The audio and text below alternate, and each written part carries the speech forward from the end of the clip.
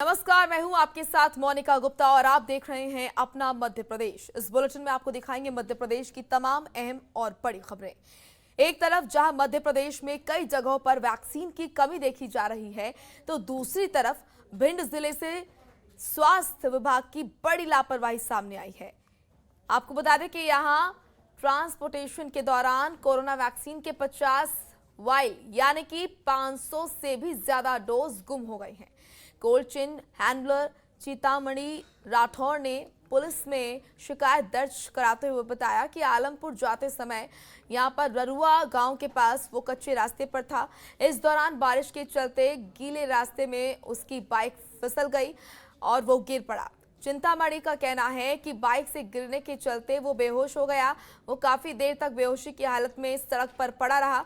जब होश आया तब वो बाइक लेकर आलमपुर अस्पताल पहुंचा, जहां उसने देखा कि वैक्सीन के 2 बॉक्स में से एक बॉक्स खुला हुआ है, जिसमें रखी वैक्सीन की 50 वाइल यानी कि 500 डोज गायब है।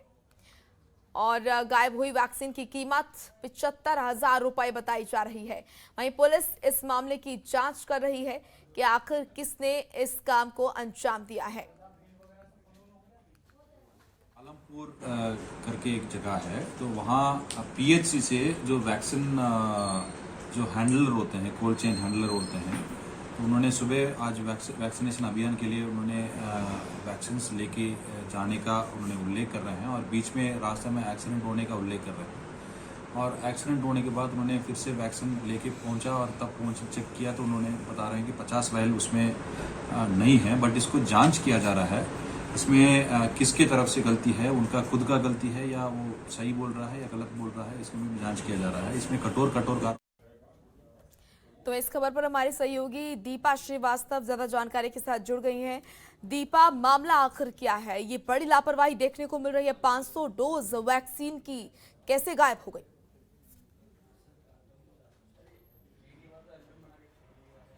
जी, मोनिका, जिस तरह से अगर बात की जाए भिंड में ये कहा जा सकता है कि काफ़ी जो मामला सामने आया है, इसको लेकर लगातार सनसनी जो है वो बनी हुई है, क्योंकि जिस तरह से हमें देखने को मिल रहा है कि प्रदेश ही नहीं पूरे देश भर में वैक्सीन की कमी जो है वो हमें देखने को मिल रही है। वैक्सीन की किल्लत जो है वो चारों तरफ बनी हुई है। ऐसे में 500 वैक्सीन के डोजों का चोरी हो जाना, ये काफ़ी बड़ी अपने आप में लापरवाही भी हम इसे मान सकते हैं और काफ़ी बड़ी घटना भी इसे हम देख सकते हैं, क्योंकि जिस तरह से कहा जाए कि जिस तरह से वैक्सीन को ले जाने के दौरान जिस तरह की ये चीज जो सामने आई है, उसको देखते हुए लगातार यही जिस तरह की संदेह की स्थिति बनती हुई नजर आ रही है। क्योंकि अगर देखा जाए तो वो व्यक्ति जिस रास्ते से निकल रहा था, वहां पर काफी ज्यादा भीड़ भाड़ वाली स्थितियां बनी होती हैं। ऐसे में वहां से केवल और केवल वैक्सीन चोरी होना, ये एक कहीं ना कहीं अपने आप में ही संदेह की स्थिति बनती है। इसके अलावा जिस तरह से ये भी बात देखने को मिली है कि उसके पास से ना ही किसी तरह से पैसे चोरी हुए हैं या उसके अलावा किसी तरह की कोई हानि मानहानि जो है, चाहे जिस तरह से वो बेहोश था उस दौरान जो कहा जाए कि जो चोर थे वो उसकी बाइक को भी चुरा के ले जा सकते थे, क्योंकि चाबी जो है बाइक में लगी हुई थी।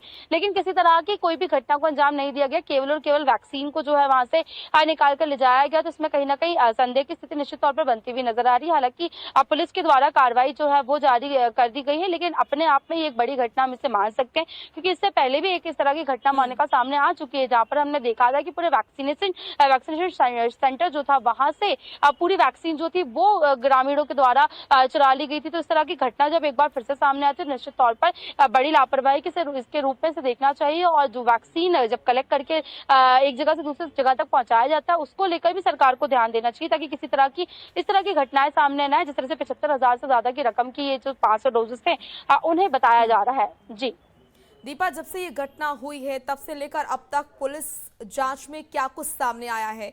क्या जो बताया जा रहा है वही सच है? क्योंकि आपने भी कहा कि चीजें यहाँ पर कहीं ना कहीं संदिग्ध के घेरे में हैं और यहाँ पर जो चीजें नजर आ रही हैं, तो क्या पुलिस जांच में अभी तक निकल कर सामने आया है?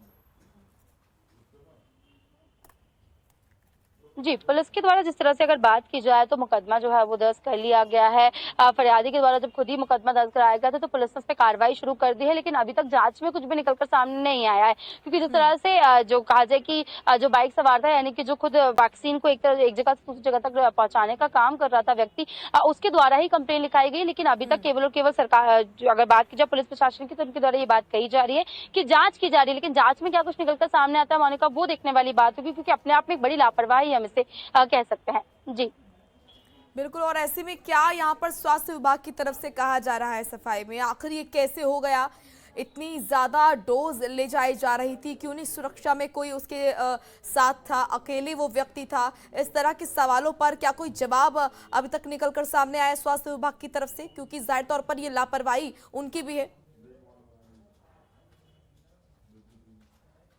जी, मोनिका निश्चित तौर पर इस समय एक बड़ी लापरवाही के रूप में देख सकते हैं, क्योंकि जिस तरह से जीवन रक्षक इंजेक्शन समय ने कहा जाता है, और निश्चित तौर पर 500 इंजेक्शन यदि लोगों को लगते हैं, यानी जो जरूरतमंद लोग थे उन्हें लगते तो काफी ज्यादा लोगों का भला भी हो सकता था, और कहा सकता था कि लोगों की जान जो है वो भी बच सकती थी, जिस तरह से तीसरी लहर की आशंकाएं जो है जताई जा रही है। ऐसे में अभी तक स्वास्थ्य विभाग के द्वारा कोई भी जवाब सामने नहीं आया है। कहीं ना कहीं जवाब देने से स्वास्थ्य विभाग जो है वो बचता हुआ नजर आ रहा है, क्योंकि निश्चित तौर पर हम स्वास्थ्य विभाग की बड़ी लापरवाही कह सकते हैं, क्योंकि जहां पर हमने देखा है कि ये बात तक कही गई थी कि अब जब वैक्सीन की बात करें या फिर ऑक्सीजन की बात करें, जब भी इन चीजों को एक जगह से दूसरी जगह तक यानी ट्रांसपोर्टेशन का काम किया जाएगा, तब उनके आगे सुरक्षा के लिए व्यवस्थाएं की जाएंगी। लेकिन ऐसे में एक बाइक सवार के द्वारा इतने सारा वैक्सीन के डोजेज जो है ले जाना, निश्चित तौर पर ये एक सरकार, हम कह सकते हैं कि स्वास्थ्य विभाग की भी बड़ी लापरवाही है, क्योंकि उनके साथ किसी न किसी जो जिम्मेदार व्यक्ति था उसे भेजने की जरूरत थी, सुरक्षा की आवश्यकता थी, क्योंकि इस तरह की घटनाएं पहले भी हमें देखने को मिल चुकी है। क्या ये पाया गया है वाकई वो व्यक्ति बेहोश हो गया था, या फिर उसकी जो